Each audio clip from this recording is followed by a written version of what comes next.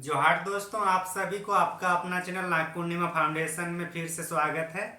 आज की इस वीडियो में हम लोग जो साहित्यिक स्रोत बात किए थे झारखंड के, उसी में कुछ कुछ महत्वपूर्ण बिंदु है उसको चर्चा करेंगे। फिर हम लोग झारखंड का नामकरण हम लोग पढ़ेंगे आज के इस वीडियो में। तो चलिए सबसे पहले हम लोग चर्चा कर लेते हैं कि कल कौन कौन सा जो इम्पोर्टेंट छूटा था उसको एक बार देख लेते हैं। तो पुरातात्विक स्थल में जो कल इम्पोर्टेंट कुछ कुछ बचा हुआ था उसको एक बार देख लेते हैं। पलामू जो है, पलामू प्रमंडल में जो पलामू है, वहां पे पाषाणकालीन तीनों चरणों का वर्णन मिलता है। पाषाणकालीन तीनों चरणों का मतलब है कि पूरा पाषाण काल, मध्य पाषाण काल और नवपाषाण काल, तीनों का साक्ष्य यहाँ मिलता है पलामू में। ये सिर्फ पलामू नहीं, यहाँ सिंहभूम भी होगा। पलामू, सिंहभूम, ये सब जो क्षेत्र है इसमें तीनों तीनों पाषाण का तीनों चरण यहाँ पे मिलता है। बारूडी जो है, बारूडी में क्या है कि यहाँ पे जो सिंहभूम में जो बारूडी है, यहाँ पे कुल्हाड़ी मिला है। कुल्हाड़ी मिला है मतलब क्या, पत्थर का कुल्हाड़ मिला है और फिर पत्थर का रिंग भी मिला है। कहाँ से? बारूडी में पत्थर का रिंग किसी को दिए होंगे वो मिला है यहाँ पे। फिर बानाघाट, बानाघाट कहाँ पे है? ये भी सिंहभूम में है। यहाँ पे नवपाषाण कालीन पत्थर का उपकरण मिला है। नवपाषाण कालीन का मतलब है कि ये जो पत्थर होगा इसमें क्या होगा, पॉलिशदार होगा। कल हम लोग चर्चा किए थे ना नवपाषाण काल की जो विशेषताएं हैं। नामकुम, नामकुम कहाँ पे है? रांची में है। यहाँ पे तांबे एवं लोह का औजार मिले हैं। कहाँ से? नामकुम से तांबे एवं लोह का औजार। फिर लोहरदगा, लोहरदगा डिस्ट्रिक्ट में है लोहरदगा। और यहाँ पे कांसे का प्यारा मिला है। कांसे का प्यारा कहाँ से मिला है? लोहरदगा से। आगे जो मूरत है, मूरत हम लोग का रांची में है। मूरत जो रांची में है और यहाँ से तांबे की सिकड़ी और कांसे की अंगूठी मिली है। कहाँ से? मूरत रांची से कांसे की अंगूठी। पत्थर का रिंग कहाँ मिला है? बारूडी में। लुपू गली जो एक जगह है, यहाँ पे क्या प्राचीन कब्रगाह का अवशेष मिला है। कहाँ पे? लुपू गली में। लुपू गली में प्राचीन कब्रगाह का अवशेष मिला है, लुपू गली। फिर बाहरगंडा जो हजारीबाग में है, बाहरगंडा जो हजारीबाग में है, यहाँ की तांबे की 49 खाने माइनिंग यहाँ हुआ है। कहाँ पे? बाहरगंडा में। तो इस तरह से जो इम्पोर्टेंट था कल के सेशन का वो हम लोग अभी चर्चा कर लिए। स्क्रीनशॉट करना है तो कर लीजिए। हो गया ना? अभी हम लोग चर्चा करते हैं आज का जो नया टॉपिक है उसको, झारखंड का नामकरण। झारखंड का नामकरण में जो इतिहास है उसको हम लोग चर्चा करेंगे। जैसे कि नामकरण क्या होता है, कोई भी अगर बच्चा पैदा होता है तो उसको बच्चा को पैदा होते ही तो उसका नामकरण नहीं दिया जाता है। अर्थात मतलब जब झारखंड का जियोग्राफी जब था उस टाइम तो उसका नाम नहीं आया, धीरे धीरे उस जगह का नाम आया। कोई लोग को इस जगह की विशेषता के बारे में पता चला और इस विशेषता के बारे में जब पता चलता है तो फिर अपने अनुसार वो लोग नामकरण देते हैं जो उन लोग को ठीक लगता है। जैसे अभी कोई अगर बच्चा होता है पैदा तो उसका जो बिहेव होता है उसके अनुसार कुछ नामकरण होता है और कुछ अपने जो ऑफिशियल नाम होता है वो भी दिया जाता है। लेकिन जैसे जैसे उसकी संगति पे या फिर उसका व्यवहार जैसा होता है उस तरह से उसका नाम भी परिवर्तित होते रहता है, लेकिन ऑफिशियली नाम एक ही रहता है। उसी तरह से जब झारखंड का अगर नामकरण देखेंगे तो झारखंड के नामकरण में हम लोग उसको देखेंगे, झारखंड का नामकरण में झारखंड किस किस क्षेत्र में या किस किस बुक में कहा गया है वो देखना है। बाकी हम लोग ये भी देखेंगे कि झारखंड के अलावा इसको किस किस नाम से पुकारा गया है या बोला गया है झारखंड के अलावा इस क्षेत्रों को, वो भी हम लोग चर्चा करेंगे। तो सबसे पहले हम लोग हेडिंग लिख देते हैं कि झारखंड का नामकरण। झारखंड के जो नामकरण है उसका इतिहास हम लोग देखेंगे आज। झारखंड के नामकरण, नामकरण के इतिहास हम लोग देखेंगे ना, इतिहास। तो जैसे कि नामकरण होगा तो इसको हम लोग दो भाग में डिवाइड करेंगे समझने के लिए, मतलब ताकि हम लोग आसानी से समझ सकें, हम लोग आसानी से याद रख सकें। तो इसको हम लोग दो भाग में डिवाइड करेंगे। एक भाग में कि झारखंड का नाम झारखंडी हो, मतलब झारखंड, जो झारखंड का नाम है, जो झारखंड का नाम होगा वो सिर्फ झारखंड ही रहेगा। या इसको इधर वाला थोड़ा ज्यादा लिख देते हैं कि झारखंड के अलावा दूसरा नाम, अलावा, इसका मतलब है कि इसमें झारखंड नहीं कहा गया, कुछ और कहा गया। झारखंड के नाम के जो है, झारखंड का जो नाम है वो झारखंड नाम का कुछ और होगा, जैसे पुंड है, मुरंड है, उस टाइप से इस कैटेगरी में रखेंगे। इसमें रखेंगे सिर्फ और सिर्फ जो झारखंड, झारखंड नाम से जो फेमस हुआ, झारखंड नाम। हम लोग इसे समझने के लिए कर रहे हैं। इसमें भी अगर हम लोग देखें तो दो भाग में डिवाइड कर देंगे। पहला जो होगा देसी में होगा, और विदेशी साहित्यों के अनुसार जो नाम दिया गया उसको एक बार हम लोग यहाँ देखते हैं,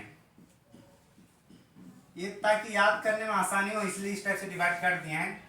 तो देसी में अगर इसका नाम क्या क्या है उसको एक बार हम लोग देखेंगे। तो ये सब समझने के लिए किए हैं, और यहाँ बुक उस टाइप से कुछ नहीं है।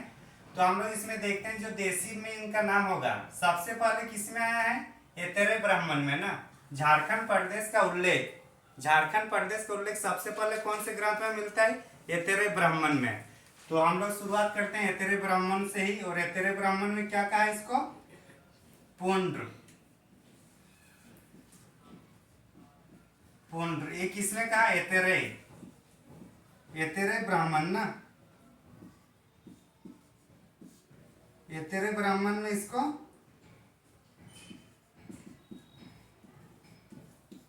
एतेरे ब्राह्मण में इसको क्या कहा, पुंड्र कहा। उसके बाद हम लोग देखते हैं मुरंड, क्या, मुरंड, मुरंड किसने कहा, इसको हम लोग एक बार देखते हैं, पुंड्र क्या है, एतेरे ब्राह्मण। और ये झारखंड प्रदेश का पहली बार इसका उल्लेख, किसका, झारखंड प्रदेश का ना, झारखंड प्रदेश का प्रथम साक्ष्य, प्रथम है, इंपॉर्टेंट है, वेरी वेरी इंपॉर्टेंट है, याद रखना है। झारखंड प्रदेश का जो प्रथम साक्ष्य जो मिलता है जिस नामकरण में, वो क्या है, पुंड, किसमें है, एतेरे ब्राह्मण में। ये समझ में आ गया। अब हम लोग देखते हैं मुरंड, मुरंड वायु पुराण, मुरंड किसमें कहा गया, वायु पुराण में, किसमें, वायु पुराण में। वायु पुराण में क्या कहा गया, मुरंड, वायु पुराण में। और समुद्रगुप्त का प्रयाग प्रशस्ति, तो कल हम लोग देखे थे समुद्रगुप्त का प्रयाग प्रशस्ति। तो जो प्रयाग प्रशस्ति है, प्रशस्ति में भी इसको क्या कहा, मुरंड कहा। तीसरा है मुंड, तीसरा है मुंड, मुंड किसमें कहा गया है, विष्णु पुराण में, विष्णु पुराण में क्या कहा गया, मुंड। इससे आप कॉमन सेंस लगा सकते हैं कि विष्णु मुंडा, विष्णु और इसमें मुंड में एक ये कर देने से हो जाएगा मुंडा, तो विष्णु मुंडा हो जाएगा। तो याद रखने के लिए ऐसा कर सकते हैं, लेकिन एक्चुअली क्या है, विष्णु पुराण में क्या कहा गया इसको, मुंड। और इसे याद रखने के लिए क्या करेंगे, विष्णु मुंडा, विष्णु मुंडा होगा तो विष्णु, विष्णु पुराण होगा, मुंड से मुंडा हो जाएगा। तो ये हम लोग तीन अब तक देख लिए, ठीक। आगे हम लोग देखते हैं किक्कट प्रदेश, कौन सा, किक्कट प्रदेश। अच्छा इधर वाला अभी हम लोग मिटा देते हैं।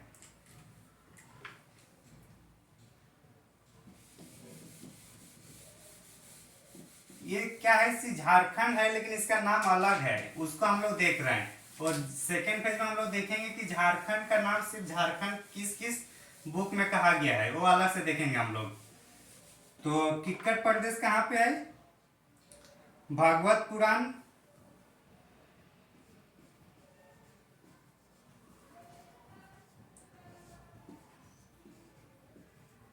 किक्कट प्रदेश, किक्कट प्रदेश किस में कहा गया है, किक्कट प्रदेश हम लोग का भागवत पुराण में कहा गया है। भागवत पुराण, और किसमें कहा गया, भागवत पुराण के अलावा इसमें कौटिल्य का अर्थशास्त्र, अर्थशास्त्र जो बुक है, अर्थशास्त्र बुक किसकी है, कौटिल्य की है, उसमें भी इसको क्या कहा, किक्कट प्रदेश। और ऋग्वेद, ऋग्वेद को हम लोग वैदिक साहित्य भी हम लोग बोल सकते हैं।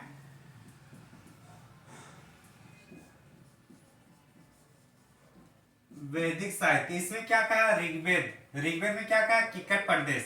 तो किक्कट प्रदेश किस किस में लिखा गया है, भागवत पुराण में, फिर अर्थशास्त्र, अर्थशास्त्र कैटिल का है या विष्णुगुप्त का है, और ये ऋग्वेद में क्या कहा गया, किक्कट प्रदेश। तो किक्कट प्रदेश हम लोग को तीन तीन ग्रंथों में मिलता है, भागवत पुराण में, अर्थशास्त्र में और ऋग्वेद में या वैदिक साहित्य में। ये समझ में आ गया। तो हम लोग अब तक कितना देखे, पुंड, ऐतरेय ब्राह्मण, मुरण, वायु पुराण या प्रयाग प्रशस्ति में, मुंड विष्णु पुराण में, किक्कट प्रदेश में क्या, भागवत पुराण, अर्थशास्त्र, ऋग्वेद। इतना हम लोग देख लिए। अब हम लोग इसके आगे देखते हैं कि महाभारत में क्या कहा जाता है। तो मिटा देते हैं इसको। महाभारत में इसको पुंडरिक देश या पशुभूमि भी कहा जाता है। क्या कहा जाता है, पुंडरिक देश और पशुभूमि।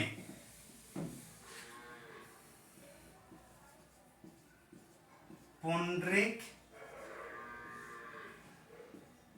देश तथा, पुंडरिक देश तथा क्या बोलेंगे, पशुभूमि।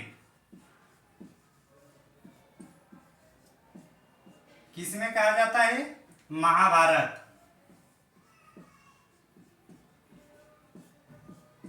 तो महाभारत में क्या कहा जाता है, पुंडरिक देश तथा पशुभूमि। यहां तक कुछ डाउट नहीं है। इंपॉर्टेंट है, कभी कभी पूछ देता है कि महाभारत में झारखंड को किस नाम से जाना जाता है। तो किस नाम से जाना जाता है, पुंडरिक देश तथा पशुभूमि। समझ में आ गया। आगे हम लोग देखते हैं, कल जैसे हम लोग पढ़े थे, जो अशोक का 13वां शिलालेख, अशोक का 13वां शिलालेख में, अशोक का 13वां शिलालेख में क्या कहते हैं, इसको आट्विक प्रदेश, आट्विक प्रदेश। तो अशोक के 13वां शिलालेख में क्या कहा, इसको आट्विक प्रदेश। तो इस तरह से हम लोग क्या क्या देखे, पूर्ण देखे, मुरण देखे, मुंड देखे, किक्कट प्रदेश देखे और पुंडरिक देश देखे, पशुभूमि देखे, और अभी हम लोग आट्विक प्रदेश के रूप में भी देख लिए। आट्विक प्रदेश किसको, किसमें कहा गया, अशोक का जो 13वां शिलालेख है। अभी जो पूर्व मध्यकालीन का जो संस्कृत लिटरेचर है उसमें इसको क्या कहा, उसको देखते हैं हम लोग। उसमें कहता है कलिंद देश, कलिंद देश। कलिंद देश किसमें कहा गया, पूर्व मध्यकालीन में जो संस्कृत साहित्य था उसमें, पूर्व मध्यकालीन संस्कृत साहित्य में, संस्कृत साहित्य में क्या कहा गया, कलिंग देश। ये कलिंग नहीं है, कलिंग ओडिशा को कहा जाता है। कलिंग कहाँ है, कलिंग हम लोग का ओडिशा में है, ठीक। और ये क्या है, कलिंग। कलिंग देश किसमें कहा गया, पूर्व मध्यकालीन के संस्कृत साहित्य में, कलिंग देश। यहां तक समझ में आ गया। अब इसको छोटनागपुर या फिर मतलब खुखरा या कुकरा, ये जो मुगल काल में आया, तो मुगल काल में इसका नाम बदल जाता है, और मुगल वालों क्या बोले इसको, खुखरा, खुखरा, मुर्गा वाला खुखरा नहीं है, ठीक। खुखरा या खोखरा, सॉरी, खुखरा या कुकरा, ठीक। ये किसमें कहा गया, खुखरा या कुकरा, ये हम लोग का मुगल काल में, मुगल काल में। मुगल काल में बोलने का मतलब है कि जैसे कि जहांगीर की आत्मकथा, जहांगीर की आत्मकथा का नाम क्या है, तुजू के जहांगीरी। तो उसमें भी इसका नाम क्या है, खुखरा या कुकरा होगा, ठीक। तुजू के जहांगीरी, तुजू के जहांगीरी में भी इसको क्या कहा गया, खुखरा या कुकरा। तो ये सब क्या है कि झारखंड का नाम झारखंड ना होकर ये लोग अलग अलग तरीके से नाम को मतलब नामकरण किए हैं, जैसे किकट, जैसे पूर्ण हुआ एतरे ब्राह्मण, फिर मुरंड हुआ प्रयाग प्रशस्ति, और प्रयाग प्रशस्ति में हुआ, और वायु पुराण में हुआ। विष्णु पुराण में हुआ क्या, मुंड। विष्णु पुराण में मुंड हुआ। उसके बाद हम लोग देखे किक्कट प्रदेश। किक्कट प्रदेश भागवत पुराण में है, अर्थशास्त्र में है, और ऋग्वेद में है। अच्छा, ऋग्वेद में है, लेकिन उत्तर वैदिक काल में इसको ब्राह्त प्रदेश भी बोला गया है। ब्राह्त प्रदेश एक किस में कहा गया, उत्तर वैदिक काल में, उत्तर वैदिक साहित्य में। उत्तर वैदिक साहित्य में क्या कहा, झारखंड प्रदेश को ब्राह्त प्रदेश। तो किक्कट प्रदेश को ऋग्वेदिक में, उत्तर वैदिक में ब्राह्त प्रदेश। फिर हम लोग देखे पुंडरीक देश या पशुभूमि देश, जो महाभारत में लिखा गया है। अशोक के 13वां शिलालेख में आट्विक प्रदेश। फिर कलिंग देश पूर्व मध्यकालीन संस्कृत साहित्य में। तो डायरेक्ट पूछ देगी संस्कृत साहित्य में झारखंड को किस नाम से जाना जाता था, तो कलिंग होगा। खुकरा और कुकरा जो मुगल काल में है, और तुजू के जहांगीरी में है। तो ये सब में जो है, ये सब में झारखंड को झारखंड न बोलकर कुछ और नाम से जाना जाता था या नामकरण किया गया था। अब हम लोग जो विदेशी साथ जैसे टॉलमी हुआ, वेनसंग हुए और फाइयान, ये लोग झारखंड को किस और नाम से जानते हैं, वो विदेशी वाला भी हम लोग एक बार देख लेंगे। तो देसी में इस नाम से जाना गया झारखंड को। तो जैसे कि अभी फैयान के बारे में चर्चा करेंगे, तो फैयान कब आया था, किसी को आइडिया है? तो फैयान एक्चुअली आया था चंद्रगुप्त द्वितीय के शासनकाल में। किसके शासनकाल में आया था फैयान? चंद्रगुप्त द्वितीय के शासनकाल में। और हर्षवर्धन किसके शासनकाल में आए थे? वेनसंग हर्षवर्धन के शासनकाल में आए थे। वेनसंग किसके शासनकाल में आए थे? हर्षवर्धन। और हर्षवर्धन और वेनसंग की मिलन कहाँ हुई थी? साहेबगंज में, राजमहल क्षेत्र में, जंगल महल। तो अब हम लोग अभी किसके बारे में चर्चा करेंगे, जो विदेशी साक्ष्य या विदेशी स्रोतों से इसका नाम क्या है वो हम लोग देखेंगे। विदेशी स्रोत में झारखंड का नाम जो अलग नाम है, तो उसमें हम लोग देखेंगे सबसे पहले टॉलमी वाला देखेंगे। किसका देखना है सबसे पहले? टॉलमी। टॉलमी ने झारखंड को क्या कहा? तो टॉलमी ने झारखंड को मुंडल कहा। क्या कहा? मुंडल। ये मुंडल है। कौन कहा? ये टॉलमी ने कहा। इसके पहले हम लोग क्या देखे? मुंड देखे और मुरंड देखे। मुंड देखे विष्णु पुराण में, मुरंड देखे हम लोग कहाँ पे? मुरंड हम लोग देखे वायु पुराण, और एक कौन सा था? प्रयाग प्रशस्ति समुद्रगुप्त की। और मुरंड है। मुंड था विष्णु पुराण, और ये है मुंडल। मुंडल किस में है? टालमी में। मुंड हुआ हम लोग का विष्णु पुराण में, ये सब याद रखते चलना है। और मुरंड हम लोग का वायु पुराण, और साथ ही साथ हम लोग का प्रयाग प्रशस्ति में। यही हम लोग चर्चा किए ना थोड़ी देर में। टॉलमी हो गया, उसके बाद फैयान ऐसे होगा कुछ स्पेलिंग इनका। तो फैयान जो आया तो हम लोग बात कर ली चंद्रगुप्त द्वितीय, लिख देते हैं। हम लोग का जीएस का भी थोड़ा बहुत रिवीजन होता जाएगा। चंद्रगुप्त द्वितीय के शासनकाल में आया था। एक्चुअली फैयान जो आया, वो फैयान भारत आया, भारत में यात्रा की, लेकिन यहाँ पे उन्होंने बुक नहीं लिखी। जब ये अपना चला गया चाइना, तब वहां जाकर इन्होंने बुक लिखी। और बुक का जो नाम है फैयान का, फोको क्वी, जो इन्होंने किताब लिखे हैं, मतलब जो वृत्तांत इन्होंने भारत में जो भ्रमण किया उसको अपने एक बुक में लिखा, और ये बुक चीन जाकर लिखे, और उसका नाम है फोको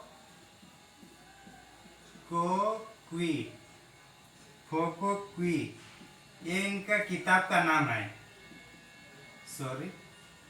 फोको क्वी उनकी किताब का नाम। किसकी? फैयान की। फैयान की किताब का नाम अगर पूछ दे कि फैयान की किताब का नाम क्या है, तो फोको क्वी है। और इसमें छोटनागपुर को क्या कहा हम लोग वो देखेंगे।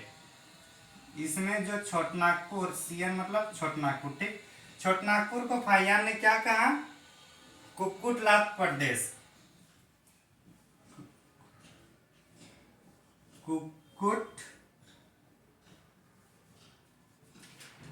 कुक्कुटलाड प्रदेश। किसको कहा यह कुक्कुटलाड प्रदेश? छोटानागपुर को। लेकिन हाँ, आगे देखते हैं हम लोग। ये समझ में आ गया फैयान के बारे में। फैयान झारखंड के बारे में क्या कहा? कुक्कुटलाड प्रदेश। किसने क्या, कौन से बुक में? फोकोकुई। स्क्रीनशॉट मारना है तो मार लीजिए। और ये चंद्रगुप्त द्वितीय के शासनकाल में आया था। अब हम लोग चर्चा करेंगे ह्वेनसांग के बारे में। किसके बारे में? ह्वेनसांग। ह्वेनसांग ये किसके शासनकाल में आए थे? ह्वेनसांग आए थे हम लोग का हर्षवर्धन के शासनकाल में। ह्वेनसांग नाम भी अजीब अजीब है। ह्वेनसांग, ह्वेनसांग किसके काल में आया था? हर्षवर्धन के काल में आया था। कहाँ पे ये लोग का मुलाकात हुई थी? जंगल महल में। ये झारखंड का लिए इम्पोर्टेंट है इसलिए लिख देते हैं, जंगल महल में मुलाकात हुई थी। इन्होंने भी जो अपनी बुक लिखी उस बुक में झारखंड के बारे में लिखा है। और बुक का नाम है सी यू की। क्या नाम है? सी यू की। ये इनका बुक है। ये क्या है इनका बुक? बुक्स का नाम क्या है? सी यू की। और बुक कौन लिखी है? ये ह्वेनसांग ने लिखे हैं। इस बुक में छोटानागपुर को क्या कहा उसको हम लोग एक बार देखते हैं। छोटानागपुर को इसने कहा कर्ण सुवर्ण। कर्ण सुवर्ण, कर्ण सुवर्ण। और एक नाम कहा इन्होंने, वो नाम है कीना सुफालाना। अजीब नाम है, देख लेते हैं फिर भी एक बार। कीना सुफालाना, कीना सुफालाना। ये किसको कहा? ये छोटानागपुर को कहा। इसने उन्होंने जो संथाल परगना को भी कुछ कहा। संथाल परगना के बारे में जो राजमहल है, संथाल परगना को इन्होंने की चिंग कोयलो, की चिंग कोयलो,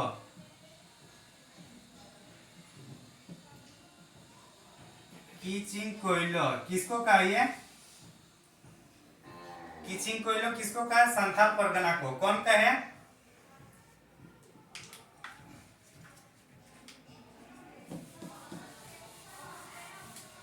कीचिंग कोयलो। कीचिंग कोयलो संथाल परगना को कहा गया। और किसने कहा? ये ह्वेनसांग ने कहा। ह्वेनसांग की अपनी बुक का नाम है सीयू की।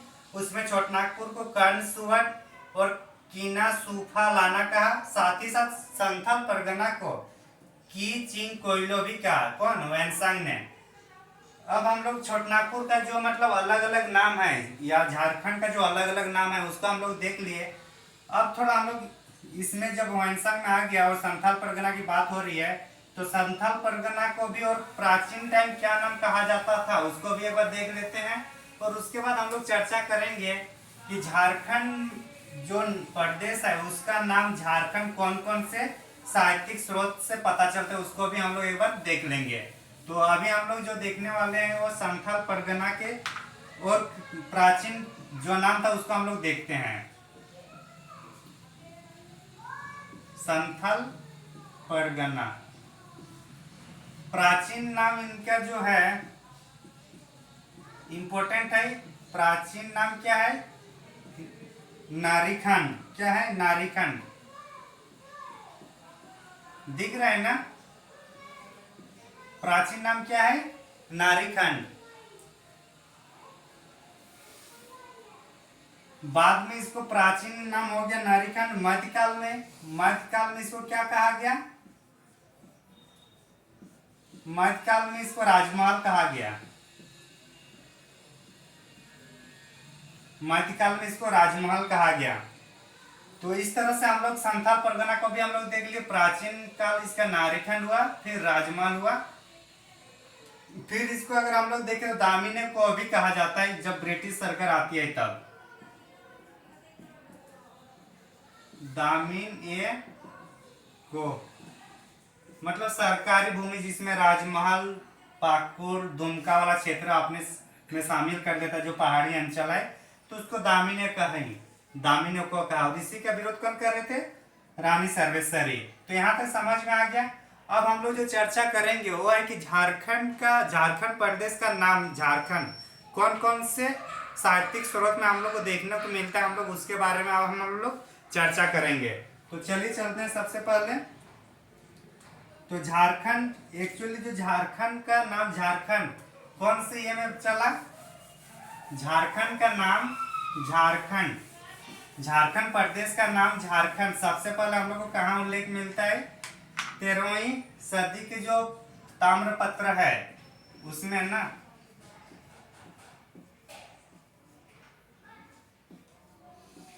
झारखंड सबसे पहला किसमें मिल रहा है?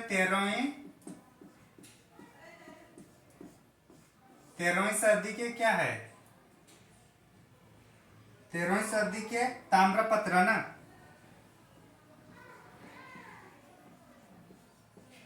ताम्रपत्र 13वीं सदी के ताम्रपत्र में पहली बार फर्स्ट टाइम झारखंड का उल्लेख झारखंड के रूप में किया गया है। फर्स्ट टाइम इंपॉर्टेंट है ये, इसको याद रखना है। तो झारखंड प्रदेश का पहली बार झारखंड कौन से साहित्य या कौन से साहित्य से पता चलता है? तो हम लोग का कहाँ है? झारखंड प्रदेश का पहली बार झारखंड प्रयोग किया गया है 13वीं सदी के ताम्रपत्र अभिलेख में, 13वीं सदी में। आगे हम लोग देखते हैं झारखंड का और नाम कहाँ का हम लोग को देखने को मिलता है, उसको देखेंगे। तारिक फिरोज शाही, तारिक ये फिरोज शाही, तारिक फिरोज शाही में इसका नाम क्या है? झारखंड। और कहाँ है? तारिक बंगला, तारिक ये बांग्ला, तारिक बांग्ला में भी इसका नाम झारखंड है। उसके बाद हम लोग कहाँ हैं? सियार उल मुतखरिन, सियार उल मुतखरिन, ये सब कल हम लोग इसका नाम भी हम लोग देखे थे कि इसका लेखक कौन है, तो भी रिवीजन कर लीजिएगा एक बार। सियार उल मुतखरिन हुआ। उसके बाद हम लोग देखे थे अकबरनामा, इसको हम लोग कल नहीं लिखे थे। तो अकबरनामा का लेखक कौन है? अकबरनामा का लेखक अबुल फजल। इसमें भी अकबरनामा में भी क्या झारखंड को क्या कहा गया? झारखंडी कहा गया। उसके बाद कबीर का अपना जो बीजक है उसमें भी क्या कहा गया इसको? झारखंड। उसके बाद जायसी का किसमें? जायसी का जो पद्मावत है, पद्मावत, उसमें भी क्या कहा? झारखंड। और कुछ बच रहा है क्या? तो ये सब जितना है ये सब में झारखंड कहा गया। तो झारखंड में एक्चुअली झारखंड किस किस में कहा गया? 13वीं सदी के जो ताम्रपत्र है वो पहली बार इसको झारखंड कहा गया। फिर तारिक फिरोज शाही में कहा गया। तारिक बांग्ला में क्या कहा गया? झारखंड। सियार है ये, सियार उल मुतखरिन में झारखंड कहा। अकबरनामा में झारखंड कहा। फिर कबीर ने अपना जो कबीर आए थे झारखंड, उसमें भी इसको झारखंड के रूप में उल्लेख किए। फिर जायसी ने भी झारखंड के रूप में उल्लेख किए। तो हम लोग देख लिए। अब थोड़ा जो ब्रिटिश काल जब आया तो वो लोग झारखंड को किस नाम से जानते हैं उसको भी एक बार हम लोग देख लेते हैं। तो ब्रिटिश जो लोग आए, अच्छा इसको स्क्रीनशॉट करना था क्या? अच्छा उसको पॉज करके बाद देख लीजिएगा। आगे हम लोग देखते हैं कि जो ब्रिटिश जो आए, ब्रिटिश जो 1767 के आसपास जो हम लोग का झारखंड प्रवेश करते हैं, तो उस टाइम इसका नाम क्या पड़ता है झारखंड का? इसको छोटनागपुर नाम वो लोग कैसे दिए? वो लोग का जब वो लोग आए तो जो छोटनागपुर स्थल को लोग सबसे पहले छोटनागपुर के रूप में ही वो लोग कहे।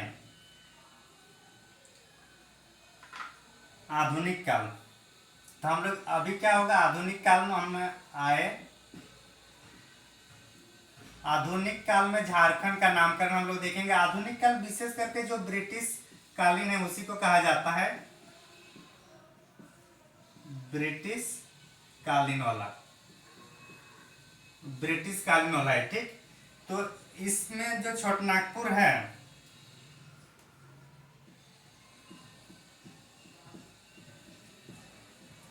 छोटानागपुर को क्या कहा ये लोग, इसको हम लोग चर्चा करेंगे। तो इसमें भी दो टाइप से है।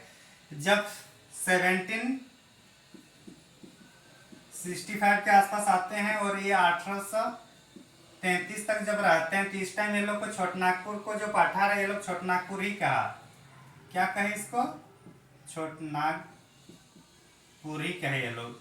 कब से कब तक? 1765 से लेकर 1833 तक। उसके बाद ये लोग इनका नाम जो है चेंज कर दिए। 1834 के बाद इसका नाम साउथ वेस्ट फ्रंट एरिया, और साउथ वेस्ट फ्रंट एरिया हुआ। और इसमें जो इनका नाम है वो मतलब 1834 में इसका नाम चेंज हो गया। किसका? छोटानागपुर का। और इसका जो हेडक्वार्टर है स्वाफा का हेडक्वार्टर कहाँ दिया? बिशुनपुर। कहाँ पे? पहले विल्किंसनगंज और या फिर बिशुनपुर एक ही है। विल्किंसनगंज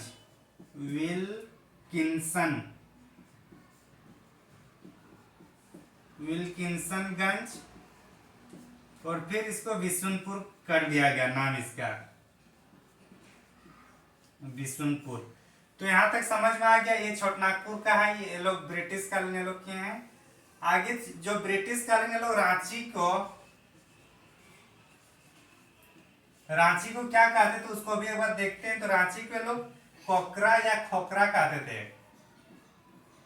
कोकरा या खोखरा, मतलब क और ख में ज्यादा ये लोग अंतर नहीं कर पा रहे थे। तो इसलिए जो रांची को ये लोग ब्रिटिश कालीन, वो लोग क्या कहे इसको? कोकरा या खोखरा। तो यहां तक किसी को डाउट?